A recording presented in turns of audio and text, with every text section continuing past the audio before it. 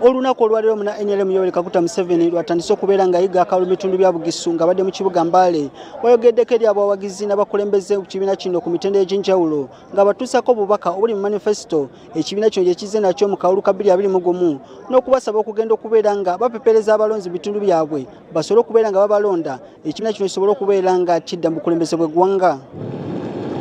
May I invite obumu n'okwegatta byemu ku bintu Pulezidenti Museveni byakulembeza mu kwogera kwe ng'asabye abagisa okwewala enjawukana mu mawanga n'eddiini wabula beerabirawo mu kifaananyi ekya Uganda eya wamu okusobola okuzimba eggwanga erigumidde. Once you start like that, you can forget about the country.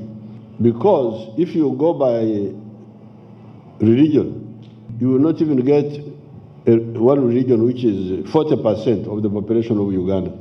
If you go by tribes, you will not get a single tribe which is even 17% of the population of Uganda. So, how will you win elections and form a government if you go on a platform of fragmented politics?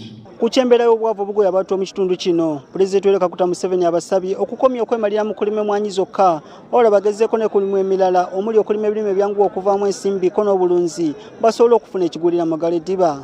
And you have seen some of them here just in Mbale.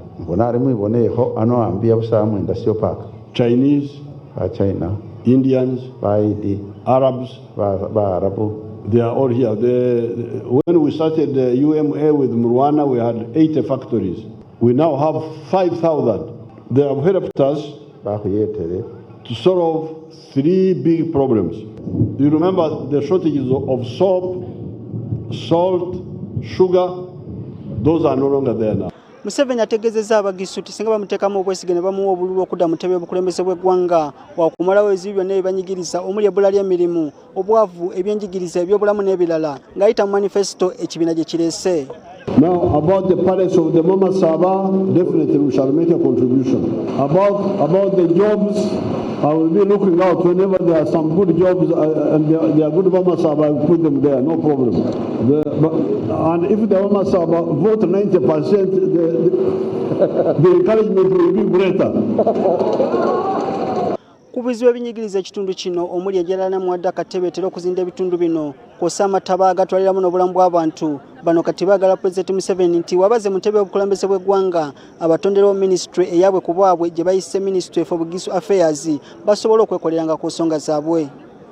Kubanga tulaba ebizibu ebyaffe singa baba batwawula kati njogedde ku tourism, njogedde ku disasters, njogedde ku potential ya region eno. Singa tubeera focused, we could contribute better.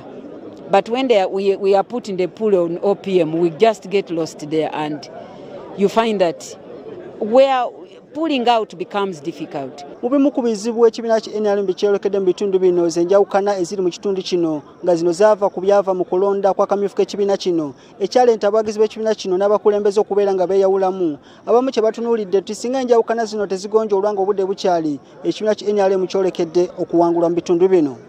Tulina okudda ku mmeeza twetereze kubanga tulina entalo nnyingi. Kati entalo ze tulina ze zikose ekibiina. Naye bwe tunaaba tumaze okwetereza ne tutuula ng'ennyumba tusobola okukkirizaganya ne twogera olulimi lwe lumu.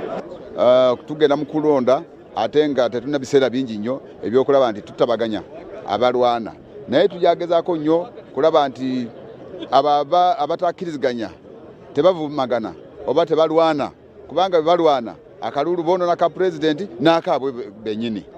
Baddembe okulaba nti nno bayinza okweyongerayo because lwakuba oba oyingidde mu pate era kiba kirowoozo kyo ng'omuntu. Naye ffe twagala tubasikirize tube nga twogera gye bali lwakuba abasinga naffe tubadde mu NRM. Si biseera byera nti tuyitamu nange nagwako akalulu. Olunaku olw'ekya Pulezidenti Yoweri Kaguta Museveni wakwongera okubeera nga anoonya akalulu mu bitundu bino nga wakwisiika n'abavubuka ava mu bitundu byonna ebikola Bugisu abatuuseko obubaka ekibiina kino bwe kirina gye bali ko n'enteekateeka zaze nazo okulaba ng'akola ku bizibu byabwe nina okubasaba okubeera nga bawagira ekibiina ki NRM kyagamba nti kyekirina enteekateeka esobola okubeera nga etereza ebiseera byabwe eby'omu maaso. Nze Robert Nestor Kayongo, BBS Faina Mbale.